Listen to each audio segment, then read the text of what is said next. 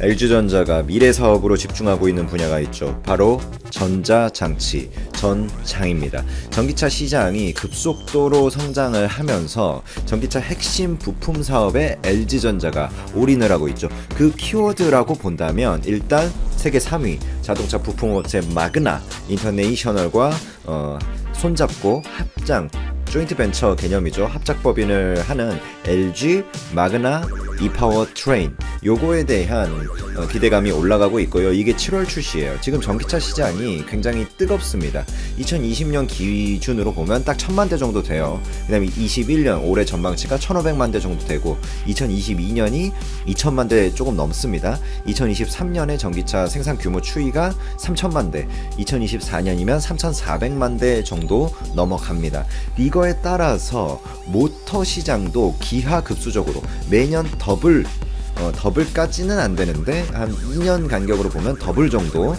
그러면 매년으로 보면 연평균 CAGR로 보면 한 40%를 상회하는 그런 성장이 기대가 되고 있습니다. 물론 이제 연년 갈수록 그거는 조금씩 성장률은 둔화되지만 그래도 5년 간격으로 보더라도 연평균 한 뭐 25%는 적어도 넘는 그런 모터라든지 뭐 인버터라든지 그 전기차 안에 들어가는 모든 소재나 핵심 장치들이 성장률이 아주 가팔라요. 그쪽에서 LG가 집중을 하고 있고 올해 전장 산업이 이제 흑자 전환을 지금 전망하고 있습니다. VS 사업본부가 있고 그 다음에 ZKW 자주 말씀드리는 차량용 헤드램프 여기 수주 잔고가 12조가 넘죠.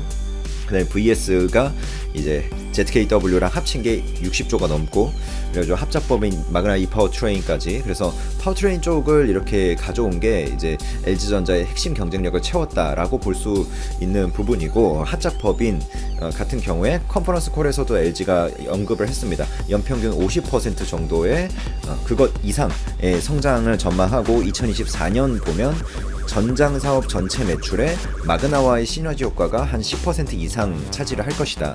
요런 언급도 했어요. 그리고 이 전장이 아무래도 미래 산업이다 보니까 좀 흑자 전환에는 매출 규모 원래 쿠팡도 그렇고 뭐 그 지금 테슬라도 그렇고 미래 산업은 초기에는 아무래도 매출 규모 먼저 띄우고 나서 나중에 흑자 전환을 시키거든요. 근데 전기차 시장이 생각보다 빠르게 이제 유럽 같은 데서 수출 규제가 아니라 환경 규제도 일어남에 따라서 올해 3분기 흑자 전환을 거의 확실시 하고 있는 상황입니다. 그리고 소프트웨어 쪽으로도 그쪽 인포테인먼트 플랫폼 쪽에 합작법인이 있죠. 알루토. 소프트웨어 비즈니스 사업 쪽에서도 5G 커넥티드 카라든지 이런 쪽으로 계속해서 LG전자가 보폭을 넓히고 있습니다. 이런 속도감 있는 전장 산업에 LG전자의 투자는 굉장히 긍정적으로 봅니다. 물론 LG전자 좀 비싸죠. 그거는 이제 이런 전장 산업에 대한 시장의 기대감이 만약에 반영이 된 거고 그거를 이제 2분기, 3분기 숫자로 보여주면 그런 의심이 해소되고 어떤 걱정보다는 더한 기대로 이제 진행이 되겠죠. 근데 숫자로 못 보여준다면 이제 그리고 경쟁사한테 밀린다든지 그런 부분들을 잘 체크해야겠죠. 그리고 최근에 이제 D램 현물가가 어마어마하게 오르고 있습니다. 삼성전자나 SK하이닉스한테 굉장히 긍정적인 부분이죠. 삼성전자 근데 이게 예상을 누구나 했던 부분이긴 합니다. 슈퍼사이클이란 거는 저도 뭐 코비드-19 이후에 펜트업 디맨드라든지 이 코비드-19으로 유튜버 많이 쓰죠 하면서 넷플릭스도 어마어마하게 성장하고 이런 부분들이 결국에 데이터 센터의 투자를 촉발시킬 거고 전기 자율주행차는 꺾이지 않았다. 테슬라 같은 거 판매량 늘어나면서 이쪽도 반도체가 일반 자동차에 한 200개, 300개 들어가는데 완전 자율주행차에 2000개가 넘게 들어가거든요. 근데 그 사이에서 계속해서 성장을 할 거다라는 부분들이 합쳐지면서 그 다음에 여기서 우리가 처음에는 생각하지 못했는데 중간부터 생긴 뭐가 있죠? 재택근무. 지금은 뭐 당연하게 다 하고 있지만 코비드-19 초기에는 이게 생각을 못했었잖아요. 근데 그게 의외로 어마어마한 그 PC 쪽에 D램 상승세를 보이면서 지금 현물가가 계속해서 올라가고 있습니다. 표로 보여드리면 D램 익스체인지 레퍼런스고 지금 보시면 1월달 그러니까 이미 이때도 그건데 살짝 하더니 쫙 현물가가 쫙 올라가더니 계속해서 지금 최근 2월 19일이면 최근이죠. 최근까지 계속해서 상승세를 타고 있다. 일단 지금까지는 이게 결국에 고정거래가의 선행지표로서 활용되는 측면이 강하죠. 근데 반도체 업계가 긴가민가 할 때는 현물가만 별도로 움직이고 고정거래가가 그거에 못 따라가는 상황도 많이 발생을 해요. 그러나 지금은 슈퍼사이클을 더불어서 자연재해 등까지 반도체의 공급 부족을 심화시키고 있는 상황이기 때문에 고정거래가의 가파른 인상은 사실상 정해진 수순이라고 생각을 하고, 그 가격이 올라가잖아요. 그러면 기업들, 데이터 센터 기업이나 자율주행 기업이 무슨 생각을 하냐, 가격이 올라갔으니까 비싸졌다, 나중에 사야지라고 생각을 하는 게 아닙니다. D램 사이클은 항상 그 똑같은 궤적을 그렸어요.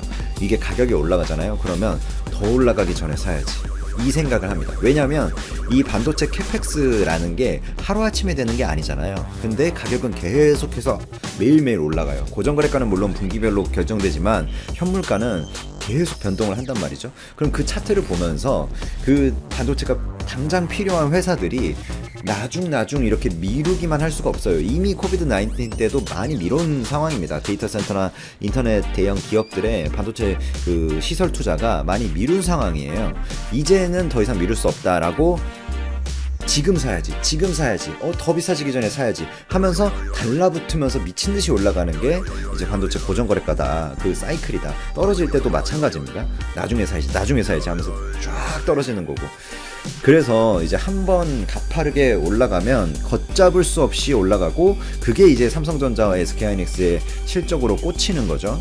현물 거래가는 물론 일시적인 필요 상승에 따른 시장 수요에 영향을 받고, 고정 거래가가 진정한 이제 대량 구매, 기업 B2B 비즈니스에서 쓰이는 딱 가격을 고정해 놓고 1, 2개월 단위로 이제 고정 계약을 체결해서 그렇게 물량을 조절하는 거죠. 단가 계약을 체결해 놓고.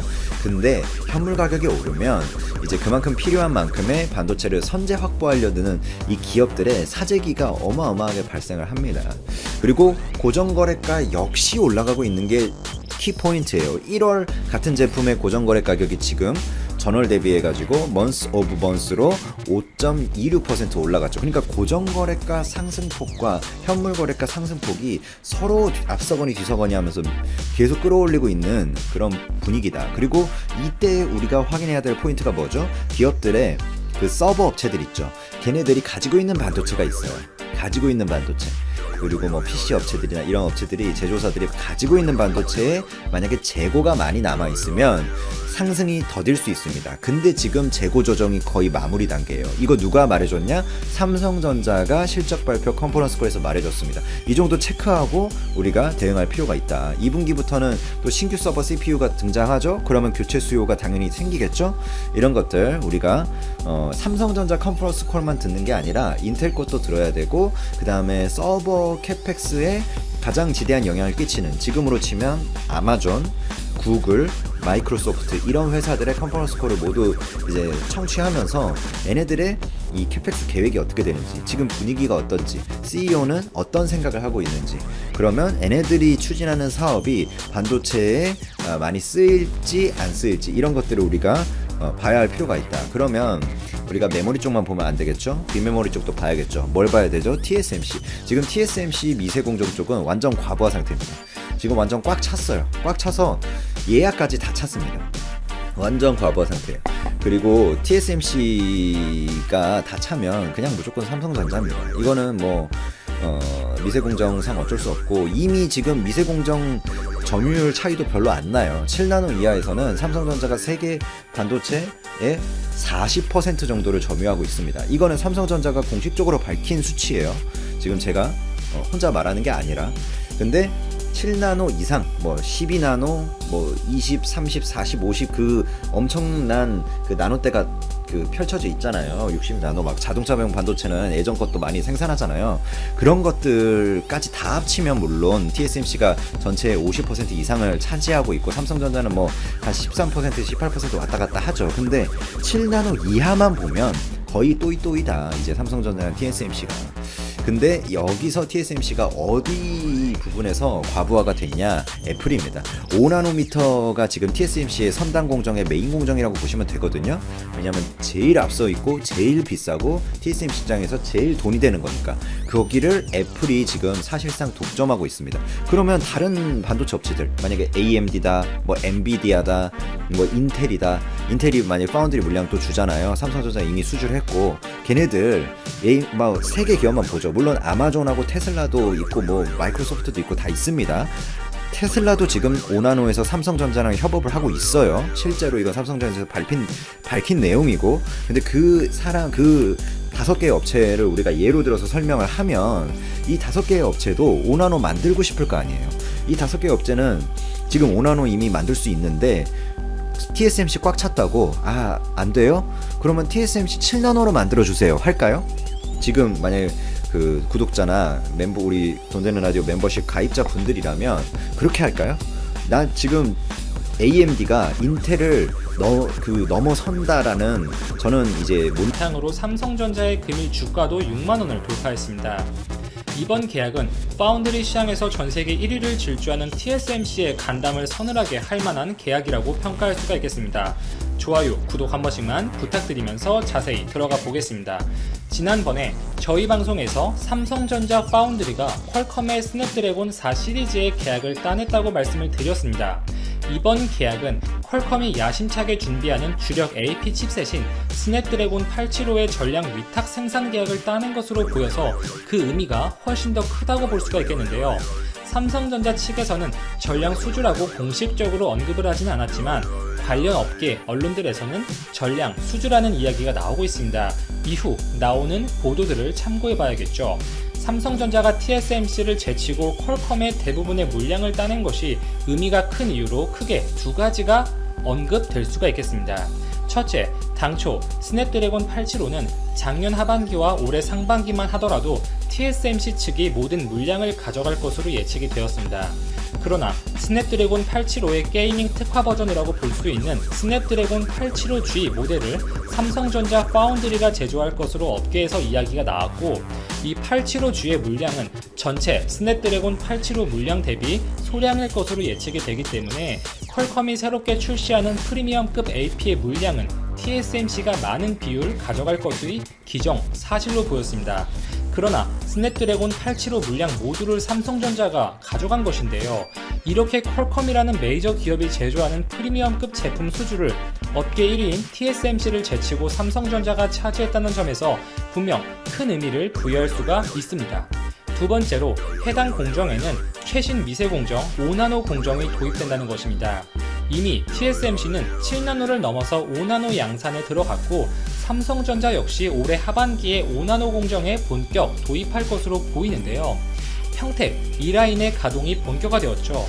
업계 최초로 EUV 공정을 적용한 차세대 D램 제조가 본격화되었고, 내년부터는 낸드 플래시, 파운드리 등의 주요 제품도 생산될 예정입니다. 지금까지 7나노 시장에서는 TSMC가 삼성전자에 비해서 절대 우위를 가져간 것이 사실입니다만, 삼성전자가 퀄컴의 5나노 파운드리 계약을 대량으로 따내면서 5나노 시장부터는 그 판도가 달라질 것으로 충분히 긍정적으로 예측할 수 있는 대목이겠습니다. 삼성전자의 5나노 공정은 그동안 많은 중화권 언론의 견제를 받아왔습니다. 특히 대만의 디지타임즈 등 많은 언론들이 삼성의 5나노 공정 수율 문제를 놓고 지속적으로 문제 제기를 해왔었죠. 삼성전자 역시 어느 정도 내부에서 이러한 문제점을 인지한 것으로 보이고 개선시켜 왔죠. 8월 컨퍼런스 콜에서 5나노 공정의 수율 문제는 걱정할 수준이 아니라는 공식적인 답변이 나왔습니다. 스냅드래곤 875 시리즈는 퀄컴의 향후 주력 모델입니다. 삼성의 갤럭시 S21이나 샤오미, 오포 등의 최신 프리미엄 스마트폰에 탑재가 될 것으로 예측이 되고 있고, 여기에서 삼성전자 파운드리를 택했다는 것은 삼성의 5나노 공정 기술력에 대해서 퀄컴 역시 충분히 인정을 하고 확신을 했다고 봐야겠죠. 평택의 EUV 라인 증설을 맞아서 삼성전자도 이를 알릴 수 있는 대형 계약의 성사가 필요한 시점으로 판단되고, 실제로 고객사의 입장에서 생각해 볼 때도 삼성전자의 제품 납품 단가가 동일 공정 기준 TSMC에 비해서 20에서 30% 정도 저렴한 것으로 추정이 되고 있습니다. 그리고 많은 고객 기업들을 이미 확보한 코대 높은 TSMC에 비해서 삼성전자는 아무래도 고객사의 요구 사항들을 세심하게 맞춰줄 가능성이 높겠죠.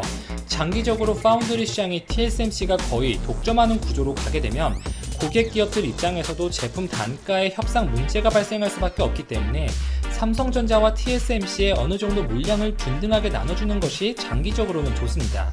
그리고 TSMC가 실제로 최근에 생산 캐파가 한계에 부딪혔다는 소식이 공공연하게 전해지고 있죠.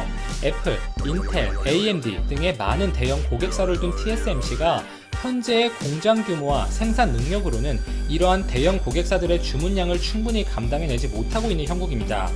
TSMC가 추가적인 설비 투자의 명목으로 올해에만 180억 달러, 2조 원이 넘어가는 금액을 사용했음에도 불구하고 여전히 고객 기업들의 생산 일정을 맞추기에는 굉장히 타이트한 상황으로 여겨집니다. 이렇게 파운드리 시장은 정말 드라마틱하게 성장을 하고 있어요. TSMC와 삼성전자가 미리 예측한 것보다 더 빠른 속도죠.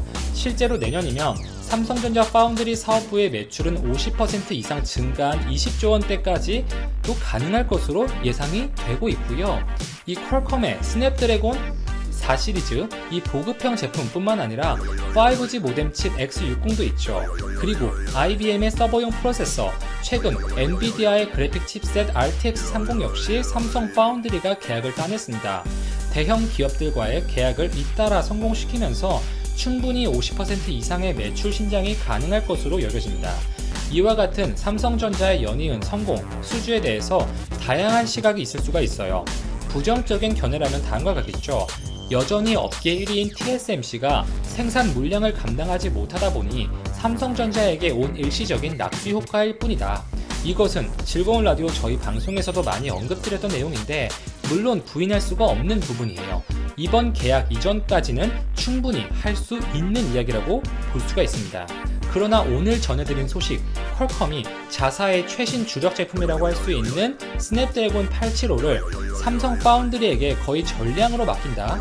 이것은 삼성전자의 5나노 최신 공정 기술력을 인정했다고 해석할 수 있는 부분이에요. 단순한 낙수 효과로 치부하기에는 분명 무리가 있고 이 고객과 경쟁하지 않는다를 기본 모토로 내세운 TSMC와는 다르게 삼성전자는 설계부터 제조까지 다 하는 종합 반도체 기업이라서 많은 팹리스 기업들이 삼성 측의 최신 공정에 대한 설계 도면을 넘기기 꺼려한다는 시각이 많았죠. 물론 많은 기업들이 의사결정을 할 때 자체적으로 고려하는 부분 중에 하나이긴 하겠지만 이번에 퀄컴이 삼성전자의 최신 제품에 대한 위탁 생산을 맡긴 것을 생각해 본다면 여러 가지 고려 사항 중에 하나일 뿐 절대적인 요소는 아니라고 볼 수가 있겠습니다. 팹리스 업체들도 비용적인 부분이나 기술적인 부분에서 메리트가 있다고 판단되면 얼마든지 삼성전자 파운드리에도 물량을 맡긴다는 것이죠. 사실 일반적인 산업보다 이 반도체, 특히 팹리스 업체들과 파운드리 기업들 간의 관계는 굉장히 밀접하고 끈끈한 편입니다. 신뢰가 기반이 되어야 되죠. 칩을 제조하기 몇 년 전부터 설계를 기획하는 시점부터 이 제품 생산을 맡길 파운드리 업체를 이미 염두에 두고 해당 기업들의 생산 라인, 인력 규모, 기술력, 장비, 캐파 이러한 요소들을 모두 고려해서 이미 설계를 합니다. 따라서 파운드리 업체를 바꾸게 되면 이러한 설계를 완전히 처음부터 다시 바꿔야 한다는 것이죠. 팹리스 업체들이 파운드리 교체에 굉장히 소극적이고 많은 고민을 할 수밖에 없는 이유가 되는 것이고 당분간 삼성전자가 1위인 TSMC를 추격하기 어려운 주요 원인으로 손꼽혀왔습니다. 퀄컴이 기존의 TSMC에서 삼성전자로 변경한 것 역시 삼성전자 측에서 분명 여러가지 좋은 조건들을 내세웠을 가능성이 높겠죠. TSMC와 비교해서 가격을 확 낮춘 조건을 제시했다든지 TSMC가 들어주지 않았던 요구사항들을 삼성전자가 받아들여줬다든지 그리고 장기적으로는 이렇게 경쟁 기업들의 물량을 나눠줘야 TSMC가 제시하는 가격을 낮출 수가 있는 요인이 되는 것이고요. 일각에서는 이 파운드리에서도 삼성전자가 전반적인 종합 반도체 기업으로서의 규모와 풍부한 자금력을 바탕으로 메모리 반도체 시장을 장악했던 것처럼 치킨 게임에 나선 것이 아니냐 이렇게 이야기하기도 해요. 결론적으로 시스템 반도체 시장에서도 2030년 안에 세계 1위를 노리겠다는 삼성전자는 파운드리 사업에서도 괄목할 만한 성과를 내기 시작했고 절대 강자 TSMC가 차지하고 있었던 고객들을 뺏어오기 시작했습니다. 많은 팹리스 업체들도 TSMC에게 물량을 완전히 몰아주는 것에서 기술력이 충분히 올라오고 공격적인 가격 조건을 제시하는 삼성전자에게도 물량을 나눠주면서 삼성전자와 TSMC 간의 어느 정도의 경쟁을 부추기고 있고, 이로 인한 장기적인 이익을 도모하고 있는 상황이다. 이렇게 정리를 해볼 수가 있겠습니다. 이상 즐거운 라디오였습니다. 오늘도 제 방송을 들어주셔서 진심으로 감사합니다.